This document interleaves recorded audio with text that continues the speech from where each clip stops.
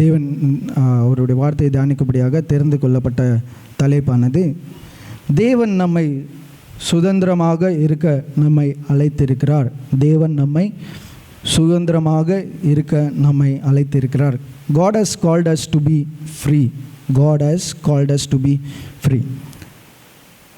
உண்மையாகவே இன்றைக்கு நாம் தியானிக்க வேண்டும் என்றால் நம்மளுக்கு சுதந்திரமாக தேவன் நம்மை அழைத்திருக்கிறார் என்றால் we have to think that is freedom actually free. நம்மளுக்கு கொடுக்கப்பட்டிருக்கிற சுதந்திரம் உண்மையிலேயே அது ஃப்ரீயாக நம்மளுக்கு கிடைக்கப்பட்டிருக்கிறதா, இல்லை அதற்காக ஏதாவது நாம் செலுத்த வேண்டுமா என்று நாம் ஒரு விஷயம் நாம் நினைத்து பார்க்க வேண்டிய காரியம். இன்னும் அதை குறித்து நாம் அதிகமாக நாம் தியானிப்போம். இன்றைக்கு நம்மளுக்கு கிடைக்கப்பட்டிருக்கிற சுதந்திரத்தை நாம் எப்படியாக நாம் பயன்படுத்தி கொண்டு இருக்கிறோம், இல்லை உண்மையாகவே நாம் ஆண்டவருடைய சமூகத்திலே முழுமையான சுதந்திரத்தை நாம் பெற்றிருக்கிறோமா என்று நாம் சற்று எண்ணி பார்க்க வேண்டும். சுதந்திரம் என்று சொல்லும்போது ஏதோ ஒரு பாண்டேஜ் இல்லை ஏதோ ஒரு கட்டினால் நாம் கட்டியிருக்கும் போது அந்த கட்டிலிருந்து அவிழ்ந்து வெளியே வரும்போது தான் அதை தான் நாம் என்ன சொல்கிறோம், சுதந்திரம், இல்லை அதை தான் நாம் சுதந்திரம் என்று நாம் நினைக்கிறோம். அப்படியாக சுதந்திரமாக இருக்கிறது. அப்போது நம்ம இந்த நாளிலே தேவன் எப்படியாக நம்மளுக்கு சுதந்திரத்தை கொடுத்திருக்கிறார், அந்த சுதந்திரத்தை நாம் எப்படியாக நம்மளுடைய வாழ்க்கையில் நாம் பயன்படுத்துகிறோம் என்று நாம் ஒரு சில காரியங்களை குறித்து நாம் இன்றைக்கு தியானிப்போம். கிறிஸ்தவர்களாக இருக்கிற நாம் உண்மையாகவே ஆண்டவருடைய சுதந்திரத்திலே வாழுகிறோமா, இல்லை சாத்தானுக்கு இன்னும் அடிமையாக இருக்கிறோமா என்று சில காரியங்களை நாம் தியானிப்போம். எப்படிப்பட்டதான சுதந்திரத்தை தேவன் எப்படிப்பட்டதான சுதந்திரத்தை நம்மளுக்கு கொடுக்கிறார், நாம் எப்படிப்பட்டதான சுதந்திரத்தை நாம் எதிர்பார்க்கிறோம், இல்லை எப்படிப்பட்டதான கட்டுகளோடு நாம் இருக்கிறோம் என்று நாம் பார்ப்போம். இன்றைக்கி நாம் எடுத்து பார்க்கும்போது இந்த உலக பிரகாரமான ஒரு காரியங்களை நாம் எடுத்து பார்க்கும்போது இன்றைக்கி அநேக விதமான ஒரு கட்டுகளோடு நாம் இருக்கிறோம். அநேக விதமான இல்லை ஒரு பாரத்தோடு நம்மளுடைய வாழ்க்கையில் காணப்படுகிறது. இந்த உலகத்தில் வாழ்கிற அநேக விதமான தேவைகள் நமக்கு இருக்கிறது. அந்த தேவைகளின் நிமித்தமாக அநேக விதமான குழப்பங்களோ இல்லை அநேக விதமான கவலைகளோ நம்மளுக்குள்ளே வருகிறது. இல்லை சரீர பிரகாரமான அநேக விதமான பலவீனங்கள் நம்மளுக்கு வருகிறது. ஆனால் இந்த பலவீனங்கள் எல்லாவற்றையும் இல்லை என்னுடைய பாரங்கள் எல்லாவற்றையும் எப்படியாக நான் பார்க்கிறேன், இல்லை எப்படியாக அதற்காக நான் முயற்சி எடுக்கிறேன், அந்த பாரங்களை என்னை விட்டு விலகுவதற்கு, இல்லை அந்த என்னுடைய சரீரத்தில் காணப்படுகிற பலவீனத்தை என்னை விட்டு விலகுவதற்கு நான் எப்படியாக முயற்சி செய்கிறேன், இல்லை எப்படியாக அதை விட்டு விலகிறேன் என்று நாம் பார்ப்போம். பொதுவாக எடுத்தோம் என்றால் சில நேரத்தில் நம்மளுக்கு பண தேவைப்படும் போது நம்ம என்ன செய்கிறோம், அந்த பணத்தை எப்படியாக புரட்டலாம், இல்லை எப்படியாக என்னுடைய வருமானத்தை நாம் கூட்டிக் கொள்ளலாம் என்று நாம் பார்க்கிறோம். நம்முடைய சரீரத்தில் ஒரு பலவீனம் வருது என்றால் நாம் எந்த டாக்டர்கிட்ட போனால் இது சரியாகும், இல்லை இந்த பலவீனத்திற்காக நான் என்ன செய்தால் எப்படியாக சரியாகும் என்று நாம் நினைத்து பார்க்கிறோம். இல்லை குழப்பங்கள் வரும்போது இன்றைய நாட்களில் அநேக விதமான கவுன்சிலிங் செஷன்ஸ்னு நிறைய கவுன்சிலிங் செஷன்ஸ் வந்துவிட்டது. மனிதர்கள் என்ன செய்கிறார்கள் என்றால் ஒரு குழப்பத்தில் இருந்தால் ஒரு எக்ஸ்பர்ட்டை போய் கேட்டு இப்படி பண்ணலாம், நீங்கள் நல்லாயிருக்கும் அவங்களோட எக்ஸ்பர்ட் ஒப்பீனியன்ஸு கொடுத்து அந்த எக்ஸ்பர்ட்டின் மூலமாக என்ன செய்கிறார்கள், தங்களுடைய குழப்பங்களிலிருந்து வெளியே வருகிறவர்களாக காணப்படுகிறார்கள். இல்லை ஒரு பிரச்சனையில் இருக்கிறார்கள் என்றால் அந்த பிரச்சனைக்கு கூட கவுன்சிலிங் பண்ணுறதுக்காக இன்றைக்கி நிறையா ஃபிசியோதெரபிஸ்ட் இல்லை நிறையா விதமான என்ஜிஓஸ் இருக்கிறது. அவங்கள்ட்ட போய் சென்று என்ன செய்கிறார்கள், அவங்களுடைய பாரங்களை எல்லாம் கொட்டி விட்டு இதுதான் என்னுடைய பாரம், திரும்ப அவங்க என்ன பண்ணுவாங்க, ஒரு அட்வைஸ் கொடுத்து அவங்களுக்கு அந்த கஷ்டத்துலேருந்து இல்லை பாடுகளிலேருந்து வெளியே வர்றதற்கான சொல்யூஷன்ஸ் கொடுக்குறார்கள். இல்லை ஏதோ ஒரு ட்ரக் அடிக்ஷன்ஸாக இருக்கலாம், ஏதோ ஒரு ட்ரக் அடிக்ஷன்ஸின் மூலமாக ஏதோ ஒரு அடிக்ஷன் ட்ரக்காக கூட இருக்கலாம், அது ஒரு போனோகிராஃபியாக கூட இருக்கலாம். ஏதோ ஒரு அடிக்ஷன்ஸ்னால இருக்கிற மக்களை அதற்கும் நிறைய இந்த ரீஹாபிலேஷன் சென்டர் என்று சொல்லி அந்த இடத்துல கொண்டு போய் சென்று அவங்களுக்கு அந்த இப்படிப்பட்டதான ஏதோ ஒரு விதத்திலே ஏதோ ஒரு மனிதனானவன் ஏதோ ஒரு கவலைக்குள்ளோ ஏதோ ஒரு குழப்பத்திற்குள்ளோ ஏதோ ஒரு பாண்டேஜ்குள்ளோ எப்போவுமே இருந்து கொண்டே இருக்கிறான். ஆனால் கடைசியிலே இந்த எல்லா பகுதியிலும் சொல்யூஷன் கிடைத்ததுக்கப்புறம் நம்ம கூட சில நேரத்தில் நம்ம கூட சொல்லும், இந்த கடன் முடிஞ்சால் எனக்கு ஒரு பெரிய விடுதலை கிடைக்கும், இல்லை இந்த பாரமானது என்னை விட்டு விலகுனா எனக்கு ஒரு பெரிய விடுதலை கிடைக்கும். ஆண்டவரும் நம்மளுக்காக விடுதலை கொடுக்க தான் இந்த உலகத்திற்கு வந்தார். அந்த விடுதலையை தேடி நாம் போகிறோமா, இல்லை எப்படிப்பட்டதான விடுதலையை நாம் தேடுகிறோம் என்று இன்றைக்கி நாம் சற்று சிந்தித்து பார்ப்போம். எல்லா விதமான முயற்சி சரி, இது எல்லாம் அவனுக்கு இருக்கிறது. மனிதன் ஆனவன், அவனுக்கு கடன் இருக்கலாம், இல்லை சரீரத்தில் பலவீனங்கள் இருக்கலாம், குழப்பங்கள் இருக்கலாம், பிரச்சனைகள் இருக்கலாம். இன்றைக்கி மனிதர்கள் கிறிஸ்தவர்களாக இல்லை, பொதுவான மனிதர்களை நான் பேசுகிறேன். மனிதர்கள் இது எல்லாவற்றிலும் இந்த ப்ராப்ளம் கிறிஸ்தவர்களை ஏற்றுக்கொள்ளாதவர்கள என்ன செய்கிறார்கள், முயற்சி சென்று நல்ல ஒரு சக்ஸஸான நிலைமைக்கு வந்த பிறகு கூட அநேக மனிதர்களை பார்க்க முடியும். நல்ல உயர்வான ஸ்தானத்தில் வந்த கூட ஒரே ஒரு காரியம் மாத்திரம் அவங்களுக்கு இன்னும் மிஸ்ஸிங்காக இருக்கிறது. என்னது தெரியுமா? அவங்களுடைய வாழ்க்கையில் சமாதானம் ஒன்று காணப்படுகிறது இல்லை, இல்லை ஒரு கம்ப்ளீட்னஸ் இருக்கிறது இல்லை. அவங்க எல்லாம் தான் சக்ஸஸ் அச்சீவ் பண்ணாலும், இல்லை எந்த விதமான உச்சக்கட்டத்தில் போனாலும் அவங்களுக்கு ஒரு திருப்தியே இருந்த மாதிரியே இருக்காது, இல்லை ஒரு சமாதானம் இருந்த மாதிரியே இருக்காது. ஏன் எல்லாம் அவங்க நினைக்கலாம், அநேகர் இல்லை நம்ம ஃப்ரெண்ட்ஸோ இல்லை கலீக்ஸோ பார்க்கும்போது அவங்கள்ட்ட அநேக நேரம் பேசும்போது என்ன சொல்வார்கள் என்றால், என்னுடைய வாழ்க்கையில் இந்த ஒரு பிரச்சனை மட்டும் நீங்கிவிட்டால் நான் சந்தோஷமாக இருப்பேன், இல்லை சமாதானத்தோடு இருப்பேன் என்று. ஆனால் அந்த பிரச்சனைகள் போன பிறகும் ஏதோ ஒன்று அவங்களை வாட்டிக்கொண்டே இருக்கிறது, ஏதோ ஒன்று அவங்களை முழுவதுமாக கம்ப்ளீட்னஸ் ஆகாமலே இருக்கிறது.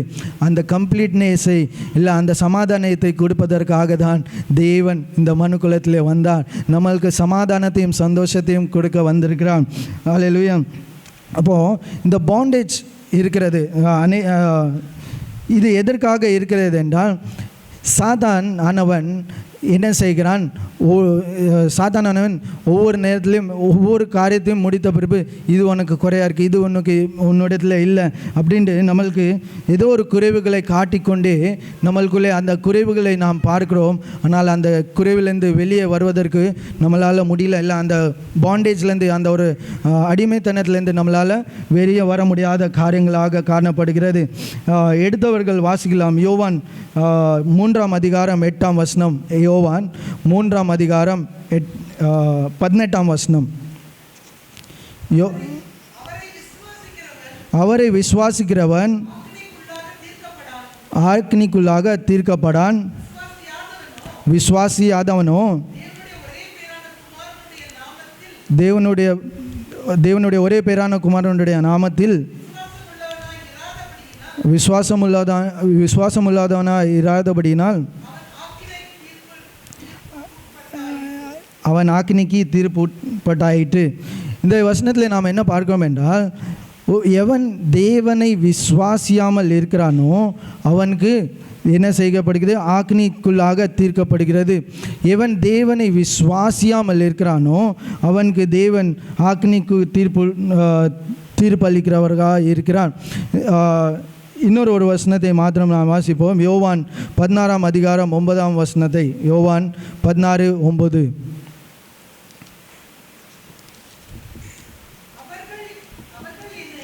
அவர்கள் என்னை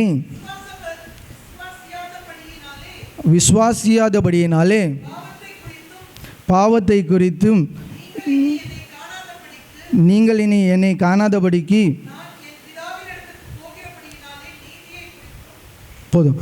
அவர்கள் என்னை விசுவாசியாதபடியினாலே பாவத்தை குறித்தும். அப்போ நம்மளுடைய வாழ்க்கையில் நம்ம எடுக்கிற எஃபர்ட்ஸு எல்லா விதமான நம்ம எடுக்கிற எஃபர்ட்ஸ் எல்லாமே நல்லதாக இருக்கிறது. அதில் ஒன்று நம்ம ஒரு பிரச்சனை வந்தால் அதற்கு நாம் எஃபர்ட்ஸ் எடுக்க வேண்டும். ஆனால் கிறிஸ்தவர்களாக இருக்கிற நாம் எப்படியாக எஃபர்ட்ஸ் எடுக்க வேண்டும் என்று தேவன் நம்ம இடத்துல விரும்புகிறார் என்றால், நம்ம அவரை விசுவாசித்து அந்த எஃபர்ட்ஸை எடுக்க வேண்டும். நாம் செய்கிற ஒவ்வொரு காரியத்திலையும் அவரை விசுவாசிக்க வேண்டும். அதே தான் நம்ம இடத்துலேருந்து அவர் எதிர்பார்க்கிறார். நாம் விசுவாசிக்காமல் எதை செய்தாலும் அதை வசனமானது சொல்கிறது. அது எப்படியாக இருக்கிறதா? பாவமாக இருக்கிறது. நாம் விசுவாசியாமல் எந்த காரியங்களை செய்தாலும் அதற்கு ஒரு நிறைவு இல்லை, அதுக்கு ஒரு பூர்ணம் இல்லை. அது பாவமாக காணப்படுகிறதுனாலே அந்த பாவத்தின் நிமித்தமாக நாம் அந்த அந்த கட்டிலிருந்து வெளியே வர முடியாத ஒரு சூழ்நிலையாக இருக்கிறது.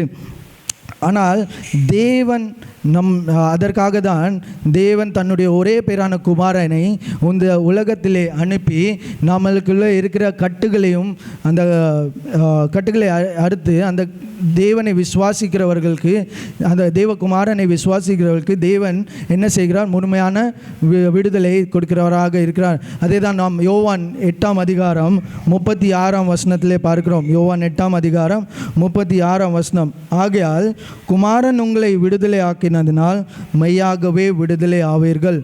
குமாரன் யார் நம்மளை விடுதலை ஆக்க வேண்டுமா? குமாரன் நம்மை விடுதலை ஆக்க வேண்டுமா? நம்ம ஒரு கட்டில் இருக்கோம், ஏதோ ஒரு காரியத்திலே நாம் சிக்கிக்கொண்டு இருக்கிறோம் என்றால் குமாரன் நம்மை விடுதலை ஆக்க வேண்டும். அந்த குமாரன் நம்மை விடுதலை ஆக்க வேண்டும் என்றால் நாம் அந்த குமாரனை நாம் விசுவாசிக்க வேண்டும். அவரை விசுவாசித்தால் மாத்திரமே அந்த கட்டிலிருந்தும் சாபத்திலிருந்தும் நம்மளுக்கு விடுதலை பெறுகிறோம். நம்ம பார்க்க முடியும், இந்த உலகத்திலே பார்க்க முடியும், அநேகர் எத்தனையோ விதமான பாடுகளில் இல்லை இன்னைக்கு இந்த நாட்களில் யூடியூப்ஸ் எடுத்தால் அநேக மோட்டிவேஷ்னல் ஸ்பீச்சு, நான் முந்தி எவ்வளோ கஷ்டப்பட்டேன், ஆனால் அந்த கஷ்டத்தில் நான் ஹார்ட் ஒர்க் பண்ணேன், இன்றைக்கி நல்லா சக்ஸஸாக இருக்கிறேன் என்று அநேக மோட்டிவேஷன் ஸ்பீச்சு கொடுக்கிறதை நாம் பார்க்குறோம். ஆனால் உண்மையாகவே நீங்கள் அவங்க இடத்துல போய் பேசினீர்கள் என்றால், ஆனால் மோட்டிவேஷன் ஸ்பீச் கொடுக்கிறார்கள், சக்ஸஸாக இருக்கிறார்கள், ஆனால் அந்த முழுமையை இல்லை திருப்தியானது காணப்படுகிறது இல்லை. ஆனால் அந்த திருப்தியை யார் கொடுக்கிறார்? அந்த குமாரன் ஒருவர் மாத்திரமே நம்மளுக்கு அந்த திருப்தியை கொடுக்கிறார். அதனால தான் இந்த இடத்துல சொல்லப்படுகிறது, 36வது வசனத்திலே, குமாரன் உங்களை விடுதலை ஆக்கினால் மெய்யாகவே நீங்கள் விடுதலை ஆவீர்கள். மெய்யாகவே விடுதலை ஆவீர்கள் என்றால் அந்த விடுதலைக்கு பின்பதாக இருக்கிற சமாதானத்தை நாம் என்ன பண்ணுவோம்? மெய்யாகவே பெற்றுக்கொள்வோம். இல்லை என்றால் நீங்கள் எவ்வளோதான் அந்த பிரச்சனைகளிலிருந்து வெளியே வந்தாலும் சரி, இல்லை எவ்வளோதான் அந்த பாடுகளிலிருந்து வெளியே வந்தாலும் சரி, நாம் அந்த மெய்யான அந்த உண்மையான சமாதானத்தை நாம் பெற்றுக்கொள்ளாதவர்களாக காணப்படுகிறோம். சரி, 2 காரியங்களை மாத்திரம் நான் சொல்லிவிட்டு முடிக்க விரும்புகிறேன். What has Christ freed us from? நம்மை கிறிஸ்து எதிலிருந்து நம்மை விடுதலை செய்கிறார், எதிலிருந்து நம்மை சுகந்திரம் படுத்த விரும்புகிறார் என்றால், முதலாவது அவர் நம்மை கட்டிலிருந்து விடுதலை படுத்த விரும்புகிறார். அநேக விதமான இன்றைக்கு நாம் வாழ்கிற இந்த மாடர்னான வாழ்க்கையில் நம்மை அறியாமலே அநேக விதமான பாவ காரியங்களிலே இல்லை ஆண்டவருக்கு பிரியமில்லாத காரியங்களிலே நாம் என்ன செய்கிறோம்? ஒரு கட்டிலே விழுந்து விடுகிறவர்களாக காணப்படுகிறோம். நம்ம அந்த ஒரு பாவத்தில் விழுந்து விடுகிறவர்களாக காணப்படுகிறோம். ஏனென்றால் அநேக நேரத்தில் இது எப்படியாக இந்த கட்டானது நம்மளுடைய வாழ்க்கையில் எப்படி வருகிறது என்றால், நாம் ஆண்டவருடைய சமூகத்திலே அந்த உறவுக்குள்ளே நாம் நீடித்திருக்காதபடியினாலே, தொடர்ந்த அந்த உறவுகள் இல்லாதபடியினாலே அநேக நேரத்திலே நம்மை அறியாமலே நாம் பாவத்திற்குள்ளாக நாம் விழுந்து போகிறவர்களாக காணப்படுகிறோம். இது பாவம் என்று நாம் அறியாதவர்களாக காணப்படுகிறோம். அநேக காரியங்கள் வேத வசனத்திலே, இந்த மாடர்ன் வேர்ல்டில் இருக்கிற அநேக காரியங்கள், நிறைய காரியங்கள் வேத வசனத்திலே காணப்படவில்லை. இது 2000 ஆண்டுகளுக்கு முன்பதாக எழுதப்பட்ட ஒரு வேத வசனம். ஆனால் அதற்கு சார்ந்ததாக நம்மளுடைய வாழ்க்கையை எப்படியாக வைக்க வேண்டும் என்று அநேக காரியங்களை இதில் சொல்லப்பட்டிருக்கிறது. அந்த காரியங்களிலே நாம் உண்மையும் உத்தமமாக இருக்கிறோமா என்று பார்க்க வேண்டும். அதை மையமாக வைத்து நம்மளுடைய வாழ்க்கையில் எது சரி தவறு என்று நாம் என்ன செய்ய வேண்டும்? நாம் அறிந்து கொள்ள வேண்டும். இப்போ ஒரு நார்மலான ஒரு எக்ஸாம்பிள் எடுத்தோம் என்றால், இந்த நாட்களில் நம்ம கையில் என்ன செய்யப்படுகிறது? மொபைல் இருக்கப்படுகிறது. இந்த மொபைலில் நம்ம எதற்காக உபயோகப்படுத்தி கொள்கிறோம்? இது சரியாக உபயோகப்படுத்தி கொள்கிறோமா இல்லையா என்று நாம் பார்க்க வேண்டும். இல்லை, கடந்த வாரத்தில் கூட நம்ம அருமையான ஒரு செய்தி கேட்டு, அந்த செய்தியில் கூட சொன்னாங்க, இந்த நாவானது எப்படிப்பட்டதாக இருக்கிறது? அநேக விதமான காரியங்களை பேசுகிறதாக இருக்கிறது. ஆனால் இந்த நாவினாலே நாம் இன்றைக்கு என்ன வார்த்தைகளை பேசுகிறோம், இல்லை அந்த தவறான வார்த்தைகளை பேசி ஏதோ ஒரு காரியத்தில், ஏதோ ஒரு பாவ காரியத்தில் நாம் கட்டுள்ளவர்களாக இருக்கிறோமா? இல்லை நம்மளுடைய சிந்தனைகள் நம்ம எப்படி வேணாலும் சிந்திக்கலாம், நம்ம என்ன வேணாலும் சிந்திக்கலாம், அதற்கு ஃபுல் ஃப்ரீடம் இல்லை, ஃபுல் ரைட்ஸ் ஆண்டவர் நம்மளுக்கு கொடுத்திருக்கிறார். ஆனால் நாம் என்னத்தை சிந்திக்கிறோம் என்று நம்ம சற்று யோசித்து பார்க்க வேண்டும். இப்படிப்பட்டதான சிறிய சிறிய காரியங்களிலே சாத்தான் தந்திரமாக நம்மை பாவத்துக்குள்ளாக கொண்டு போகிறான். நம்ம சிந்திக்கிறது என்னவென்று யோசித்து பார்க்க வேண்டும். சரியான காரியங்களை சிந்திக்கிறோமா? சரியான செயல்களிலே இருக்கிறோமா? இல்லை சரியான வார்த்தைகளை நாம் பேசுகிறோமா? இல்லை நாம் உபயோகப்படுத்துகிற காரியங்கள், இந்த உலக பிரகாரமாக கொடுக்கப்பட்டிருக்கிற மொபைல் மாத்திரமல்ல, கொடுக்கப்பட்டிருக்கிற ஒவ்வொரு காரியங்களையும் சரியாக நாம் உபயோகப்படுத்திக்கொள்கிறோமா என்று நாம் சற்று யோசித்து பார்க்க வேண்டும். அப்படி நாம் செய்யாவிட்டால் அது நம்மளுக்கு பாவமாக, அது அந்த பாவத்தின் கட்டுக்குள்ளாக நாம் சென்று விடுகிறவர்களாக இருக்கிறோம். நம்மை அறியாமலே அந்த ஒரு கட்டுக்குள்ளாக நாம் சென்று விடுகிறோம். இன்றைக்கு நாம் சொல்லலாம், நான் ஒரு பாவமும் செய்யவில்லை, ஏனென்றால் நான் கொலை செய்யவில்லை, மற்றவனை பார்த்து நம்மளுக்கு பொதுவான பாவங்களை நாம் அறிந்திருக்கிறோம். ஆனால் சாத்தான் கிறிஸ்தவர்களுக்கு பொதுவான பாவங்களை செய்ய விட மாட்டான். அவன் சின்ன சின்ன காரியங்களில் எப்படி ஆண்டருக்கு பிரியமில்லாத காரியங்களை நம்மளுடைய வாழ்க்கையிலே கொண்டு வரலாம் என்று நினைத்து நம்மளுடைய வாழ்க்கையிலே கொண்டு வருகிறான். அவன் மிகுந்த தந்திரம் உள்ளவனாக இருக்கிறான். கெட்சித்த சிங்கத்தை போல யாரை விளங்கி கொள்ளலாம் என்று அவன் வகை தேடி கொண்டு இருக்கிறான். ஆனால் விசேஷமாக விசுவாசிகளுக்குள்ள சிறிய சிறிய காரியங்களை கொண்டு வந்து நம்மளுடைய வாழ்க்கையிலே ஒரு பாவமான காரியங்களுக்கு நம்மை அடிமையாக்கி கொண்டு இருக்கிறான். அதை நாம் சற்று நாம் சிந்தித்து பார்க்க வேண்டும். அதனால் தான் ஒவ்வொரு நாளும் நாம் ஜெபிக்கும் போது, ஆண்டவரே என்னுடைய பாவத்தை மன்னியும் என்று நாம் ஜெபிக்கிறோம். அதனால் தான் நாம் ஒவ்வொரு நாளும் நம்மை சுத்திகரிப்பதற்கு நாம் ஆண்டவரிடத்தில் மன்றாட வேண்டும். ஏனென்றால் வாழ்கிற நாம் இந்த உலகமானது இந்த உலகமானது மிகுந்த ஒரு அசுத்தமானதும் பாவம் நிறைந்த ஒரு உலகமாக இருக்கிறது. அந்த இதில் அநேக பார்க்கக்கூடாத காரியங்களை நாம் பார்க்கிறோம், கேட்கக்கூடாத காரியங்களை நாம் கேட்கிறோம், சிந்திக்கக்கூடாத சிந்தனைகளை நாம் கொண்டு வருகிறோம். ஆனாலும் நாம் தேவனுடைய சமூகத்திலே நாம் நின்று அமர்ந்து முழங்கால் படிட்டு, ஆண்டவரே எனக்கு மன்னியம் என்று சொல்லும்போது அந்த பாவத்திலிருந்தும் சாபத்திலிருந்தும் ஆண்டவர் நம்மை விலக்கி மீட்டு காத்துக்கொள்வதற்கு தேவன் வல்லமை உள்ளவராய் இருக்கிறான். அதை தான் நாம் சிந்தித்து பார்க்க வேண்டும்.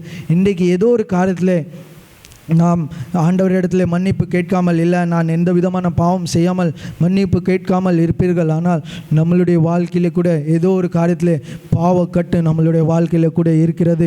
அந்த பாவத்தை எண்ணி நாம் ஆண்டவருடைய சமூகத்தில் மன்னிப்பு கேட்கும்போது ஆண்டவர் அந்த பாவத்திலிருந்தும் சாபத்திலிருந்தும் நம்மளுக்கு மன்னிப்பை கொடுத்து நம்மளை விடுதலை செய்ய வல்லவராய் இருக்கிறார். இன்னொரு காரியம் என்னவென்று பார்க்கும்போது, எதற்காக தேவன் நம்மை விடுதலை செய்கிறார் என்றால், பெனல்டி ஆஃப் சின். நாம் பாவத்தின் சம்பளம் மரணமாக இருக்கிறது. அந்த மரணத்துக்கு ஏதுவாக விடாமல் தேவன் நம்மை அந்த மரணத்திலிருந்து நம்மளை விடுதலை செய்கிறவராக இருக்கிறார். ஏனென்றால் தேவன் 2000 குமாரனானவன் 2000 ஆண்டுகளுக்கு முன்பதாக இயேசு கிறிஸ்து இந்த உலகத்திலே வந்து நம்மளுடைய பாவத்திற்காக என்ன செய்து விட்டார்? மரித்து விட்டார்.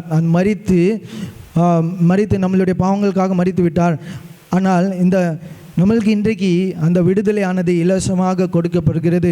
ஆனால் ஒன்று மாத்திரம் நீங்கள் ஞாபகத்தில் வைக்க வேண்டும், இலவசமாக கொடுக்கப்படுகிறது எதுவுமே இலவசம் ஆக்சுவலாகவே கிடையாது. அந்த விலை அதே போல தான் நம்மளுடைய வாழ்க்கையில் கூட நம்மளுக்கு இந்த கொடுக்கப்பட்டிருக்கிற கிருபையும் கிருபையானது இல்லை ரட்சிப்பானது அது நம்மளுடைய வாழ்க்கையில் இலவசமான காரியம் அல்ல. அதற்காக ஒரு விலை, ஒரு கிரயத்தை ஒரு கிரயமானது செலுத்தப்பட்டிருக்கிறது. அதுதான் இயேசு கிறிஸ்துவின் சிலுவை. அந்த சிலுவையிலே இயேசு கிறிஸ்துவானவர் ஒரு கிரயத்தை செலுத்தி நம்மை விடுதலை ஆக்கியிருக்கிறார். இன்றைக்கு நாம் அதை இலவசமாக பெற்றிருக்கிறோம். அதனால் நாம் ஒரு விசை அதை நினைத்து பார்க்க வேண்டும். நம்மளுடைய பாவத்தை தேவன் ரட்சித்து மன்னித்து இலவசமாக இன்றைக்கு நம்மை அந்த மரணத்திலிருந்து விடுதலை செய்கிறார் என்றால் ஒவ்வொரு நாளும் அவருக்கு நாம் நன்றியுள்ள இருதயத்தோடு நாம் செலுத்த வேண்டும். அந்த பனிஷ்மெண்ட்லேருந்து வெளியே வரும்போது, அந்த பெனல்ட்டிலேருந்து வெளியே வரும்போது நம்மளுக்கு தேவன் ஒரு பரிசுத்த ஆவியை நம்மளிடத்தில் கொடுக்கிறார். இனிமேல் அந்த பாவத்திலே நாம் விழுந்து விடாதபடிக்கு, அந்த கட்டிலே நாம் விழுந்து விடாதபடிக்கு அந்த பரிசுத்த ஆவியானவர் நம்மை ஒவ்வொரு நாளும் நம்மை வழி நடத்துகிறவராக இருக்கிறார். அந்த பரிசுத்த ஆவியானவர் நமக்கு கொடுத்து, எப்பா போன தடவை நீ இந்த பாவத்தை செய்த, மறுபடியும் இந்த பாவத்தை செய்யாத, மறுபடியும் அந்த பாவமானது உங்களுக்கு இச்சிக்கும் போது இல்லை தூண்டும் போது இப்படிப்பட்டதான பாவங்களை செய்யாத என்று நம்மளுக்கு தேவன் ஒரு பரிசுத்த ஆவியை கொடுத்து நம்மை வழி நடத்துகிறவராக இருக்கிறார். அதே தான் 2 கொரிந்தியர் 3ஆம் அதிகாரம் 17ஆம் வசனத்திலே பார்ப்போம். 2 கொரிந்தியர் 3ஆம் அதிகாரம் 17ஆம் வசனம்.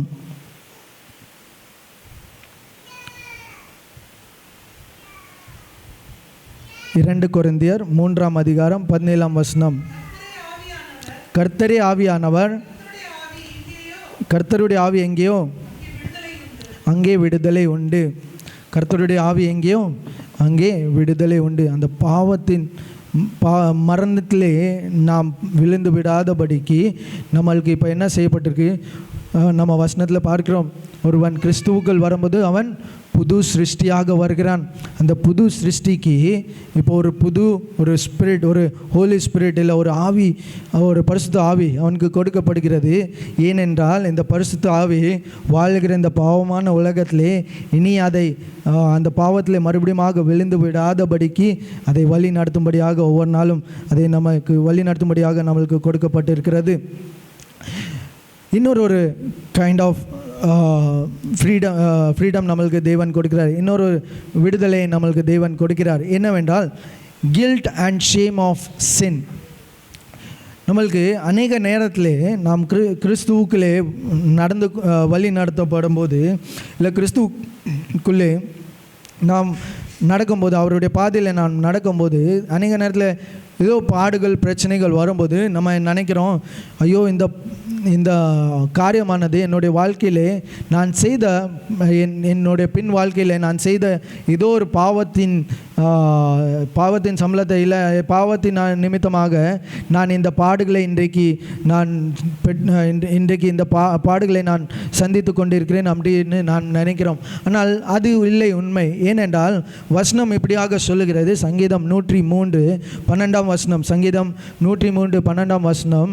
கிழக்கிற்கும் மேற்குக்கும் உள்ள தூரம் எவ்வளவோ அவ்வளோமாக நம்மளுடைய பாவங்களை அவர் நம்மளிடத்திலிருந்து எடுத்து போடுகிறார் என்று. அப்போ நம்மளுடைய பாவத்தை மாத்திரம் எடுத்து போடவில்லை, நம்மளுடைய பாவத்தை எடுத்து போட்டு அதை மன்னித்து மறந்து போகிற தேவனாக இருக்கிறார்.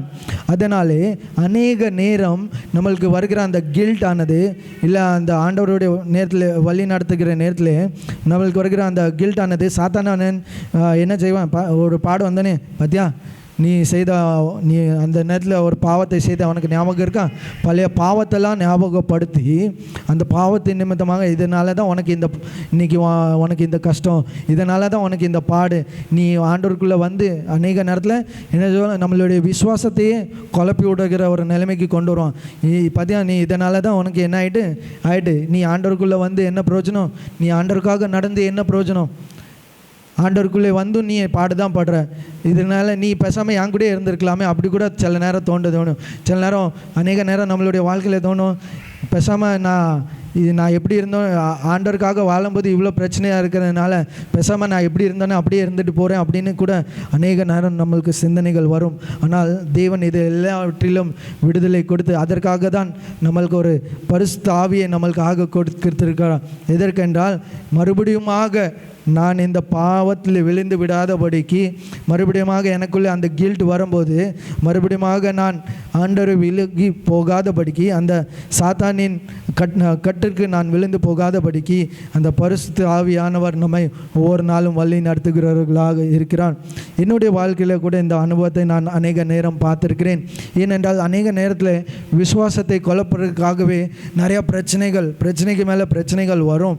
அந்த பிரச்சனை வரும்போது என்னடா இதெல்லாம் என்னுடைய வாழ்க்கையில் எதற்காக இப்படி நடக்குது, ஏன் இப்படி நடக்குது, ஆண்டவரை நான் தேடும்போது, ஆண்டவரை நான் நாடும்போது இப்படிப்பட்டதான பிரச்சனைகள் இருக்கிறது. ஐயோ, இதற்கு நான் ஆண்டவரை தேடாமலே இருந்திருக்கலாமோ அப்படின்ட்டு. ஆனால் ஆண்டவர் அந்த பரிசுத்த ஆவியானவர் எதற்காக எப்படி இடைப்படுகிறார் என்று நான் உங்களுக்கு சொல்ல விரும்புகிறேன். அநேக நேரம் வசனத்தினாலே அவர் என்னோடு பேசுவார். இல்லை நேரத்தில் அநேக நேரத்தில் அப்படி நான் சிந்தித்திருக்கும் போது அந்த பரிசுத்த ஆவியானவர் சில நேரத்தில் நீ உன்னுடைய பாவத்தை மாத்திரம் நினைத்து பார்க்கிற, இல்லை உன்னுடைய பழைய வாழ்க்கையை மாத்திரம் எண்ணி பார்க்கிற, ஆனால் ஆண்டவர் உனக்கு செய்த நன்மையை நீ என்றைக்கும் எண்ணி பார்த்துருக்கிறியா?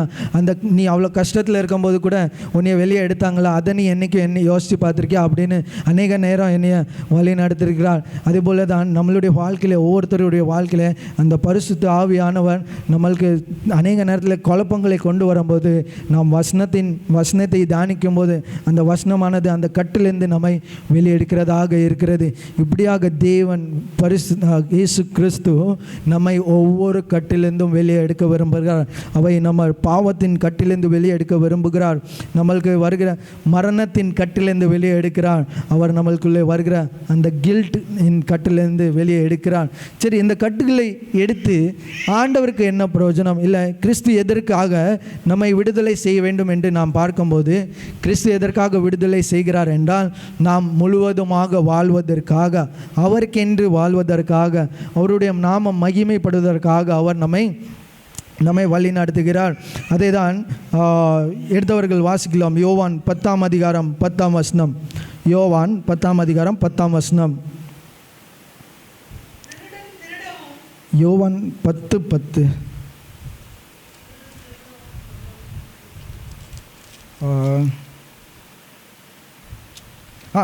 வாசிங்க, அதுக்கு பின்பகுதியான நானும்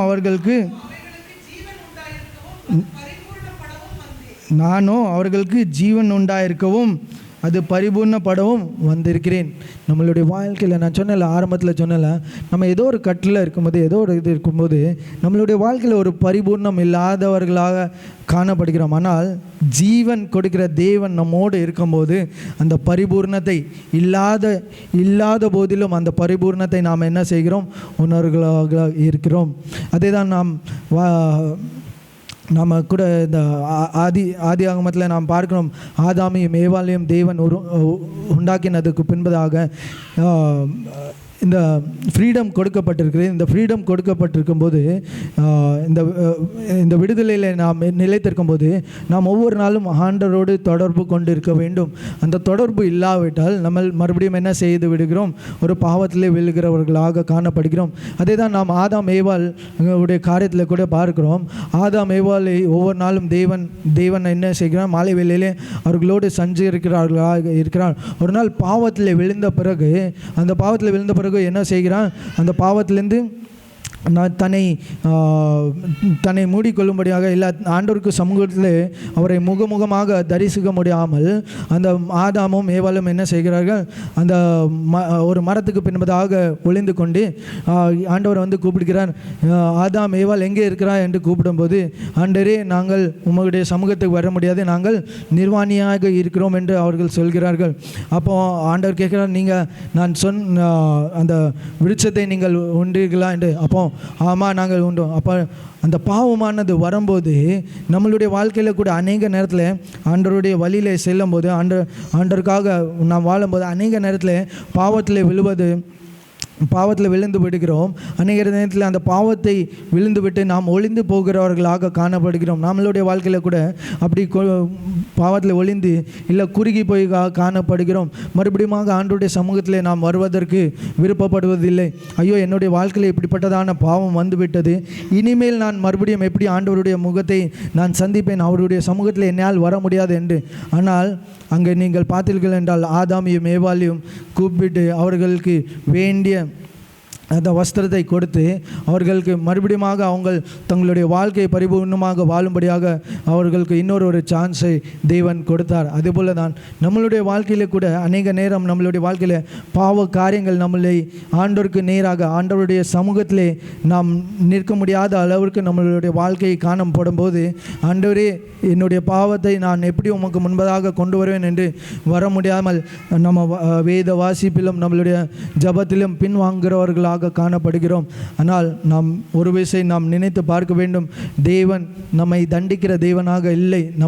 நம்மளுடைய பாவத்திற்கு தண்டிக்கிறவர்களோ இல்லை நாம் பாவத்திலே நாம் ஒளிந்து கொண்டு அந்த ஒளிமயமான வாழ்க்கை வாழ்வதற்காக தேவன் நம்மை அழைக்கவில்லை. தேவன் நம்மை இந்த உலகத்திற்கு ஒளியாக வைக்கும்படியாக, அநேகருக்கு உப்பாகவும் வெளிச்சமாக வைக்கும்படியாக நம்மை அழைத்திருக்கிறார். அதனால் நம்மளுடைய வாழ்க்கையில் ஏதோ ஒரு காரியம், ஏதோ ஒரு பாவமான காரியங்கள் நம்மளுடைய வாழ்க்கையில் இருக்குமானால் ஆண்டவருடைய சமூகத்திலே நாம் அதை கொண்டு வரும்போது ஆண்டவர் நம்மை அதை மன்னித்து விடுதலை செய்கிறவராக இருக்கிறார். அது மாத்திரமல்ல, நாம் வாசித்த 2ஆம் வேத பகுதியிலே கூட பார்க்கிறோம். அங்கே ஒரு கூனியான ஸ்திரீ 18 வருடமாக அந்த சாத்தானி அந்த ஆவி ஒரு கெட்ட ஆவினாலே கூனி கொண்டு இருக்கிறதை நாம் பார்க்கிறோம். 18 வருஷமாக கூனியாக இருக்கிறார். ஆனால் இயேசு அவளை தேடி வந்து அவளை தொட்டு என்ன அந்த வசனத்தை வாசிப்போமா எடுத்தவர்கள்? யோவான், லூக்கா. இதோ சாத்தான் 18 வருஷமாய் கட்டியிருந்த ஆபிரகாமின் குமார்த்தியாகிய இவளை ஓய்வு நாளில் இந்த கட்டிலிருந்து அவிழ்த்து விட வேண்டியது இல்லையா என்றார். அந்த வசனத்தில் பார்க்கும்போது சாத்தானினாலே கட்டப்பட்டிருந்த இயேசு கிறிஸ்து அவரை தேடி வந்து சொஸ்தமாக்குறதை நாம் பார்க்கிறோம். அந்த கட்டிலிருந்து அவிழ்க்கிறதை பார்க்கிறோம். இன்றைக்கி நம்மளுடைய வாழ்க்கையில் கூட அநேக நேரத்தில் நம்மளுடைய வாழ்க்கையின் கட்டை அவிழ்ப்பதற்காக இயேசு கிறிஸ்துவே நம்மளிடத்தில் வருகிறார். அநேக நேரத்தில் சில நேரத்தில் திருச்சபையின் வசனத்தின் மூலமாக அவர் நம்ம திருச்சபைக்கு வருகிறோம். அநேக நேரத்தில் ஏதோ ஒரு பாவமான காரியங்கள் இல்லை, சோர்வோடு வருகிறோம், இல்லை ஏதோ ஒரு கட்டில் வரும்போது தேவன் அந்த வார்த்தை நிமித்தமாக நம்மை அந்த கட்டிலிருந்து விலக்கிறார். அதுபோல் நாம் தேவனுடைய சமூகத்தில் வருவதற்கு முன்பதாகவே தேவன் நமக்கு தம்முடைய வார்த்தைகளை கொடுத்து நம்மளுடைய கட்டுகளை அவிழ்க்கிறவர்களாக காணப்படுகிறார். அதேபோல தான் ஒவ்வொரு நாளும் நாம் ஆண்டவருடைய சமூகத்திலே நாம் ஜெபித்து அந்த உறவில் இருக்கும்போது இந்த கட்டுகளிலிருந்தும் இந்த பாவத்திலிருந்தும் நம்மை விலக்கி மீட்டு பாதுகாத்து அந்த பரிசுத்த உள்ளத்தோடு அவர் நம்மை வழி நடத்துகிறவர்களாக இருக்கிறார். எப்படியாக நாம் ஒவ்வொரு நாளும் ஆண்டவருக்குள்ளாக விசுவாசத்தோடு நாம் வாழ்வோம். வசனத்தில் நாம் கேட்டது போல விசுவாசம் இல்லாமல் எவைகளை செய்தாலும் அது பாவமாக இருக்கிறது என்று நாம் எடுக்கிற ஒவ்வொரு முயற்சியிலும் ஆண்டவரே நாம் உண்மை விசுவாசித்து இந்த முயற்சியை செய்கிறேன் என்று சொல்லி நாம் செய்யும்போது ஆண்டவர் அதில் ஒரு பரிபூர்ணத்தை நம்மளுக்கு கொடுக்கிறார். நாம் செய்கிற ஒவ்வொரு முயற்சியிலும் ஒவ்வொரு காரியத்திலும் ஒவ்வொரு துக்க காலங்களிலும் அவர் நம்மளுக்கு கூடவே இருந்து நமக்கு துணையாக இருக்கிறார். இப்படிப்பட்டதான ஒரு நல்ல வார்த்தையை கொண்டு தேவன் நம்மோடு பேசியிருக்கிறார். நம்மளுடைய கட்டுகளை அறுப்பதற்கு தேவன் வல்லவராய் இருக்கிறார். அவர் இன்று நம்மளுடைய வாழ்க்கையில் காணப்படுகிற நம்மளுக்கு அறியாமலே நம்மளுடைய வாழ்க்கையிலே காணப்படுகிற கட்டுகளை அவிழ்ப்பதற்கு தேவன் நமக்கு ஒரு சந்தர்ப்பத்தை கொடுத்திருக்கிறார். அந்த சந்தர்ப்பத்தை நாம் உபயோகப்படுத்தி கொண்டு ஒரு நிமிடம் நம்மை நாமே தாழ்த்தி, ஆண்டவரே என்னுடைய வாழ்க்கையில் கூட ஏதோ ஒரு பாவ காரியங்கள் இல்லை ஏதோ ஒரு சாப காரியங்கள் என்னை கட்டி வைத்திருந்தால் அந்த கட்டுகளை அவிழ்க்க வேண்டும் என்று நாம் ஆண்டவரிடத்தில் மன்றாடுவோம். ஆண்டவரே எங்களுடைய வாழ்க்கையில் ஏதோ ஒரு கட்டு இருக்கலாம் என்றால் அதை நீர் அவிழ்த்து போடும் அப்பா. அந்த காரியங்களை எங்களுக்கு நீர் காண்பிக்க வேண்டும் என்று ஜெபிக்கிறோம். பரிசுத்த ஆவியானவரே எங்களோடு இடைப்பட வேண்டும் என்று ஜெபிக்கிறோம். எங்களோடு பேச வேண்டும் என்று ஜெபிக்கிறோம் அப்பா. அப்படிப்பட்டதான காரியங்களிலே இனிமேல் நாங்கள் மறுபடியும் அப்பா அடிமைத்தனத்தில் சென்று விடாதபடிக்கு நீர் எங்களுக்கு உதவி செய்ய வேண்டும் என்று ஜெபிக்கிறோம் அப்பா. எங்களை உம்முடைய கரத்தில் அர்ப்பணிக்கிறோம் அப்பா. நாங்கள் பரிசுத்தமுள்ளவர்களாக காணப்படுவதற்கு உதவி செய்ய வேண்டும் என்று ஜெபிக்கிறோம். உம்முடைய ராஜ்யத்தில் நாங்கள் பிரவேசிக்கிறவர்களாக காணப்படுவதற்கு எங்களை நீர் பரிசுத்தப்படுத்த வேண்டும் என்று ஜெபிக்கிறோம். எங்களுடைய கட்டுகளை நீக்கி அருள வேண்டும் என்று ஜெபிக்கிறோம் அப்பா. எங்களை உம்முடைய கரத்தில் கொடுக்கிறோம். நீரே பொறுப்படுத்த வழி நடத்தும். மீட்பர் இயேசுவின் நாமத்தினாலே கேட்கிற ஜெபத்தை ஏற்றுக்கொள்ளும். ஆமென்.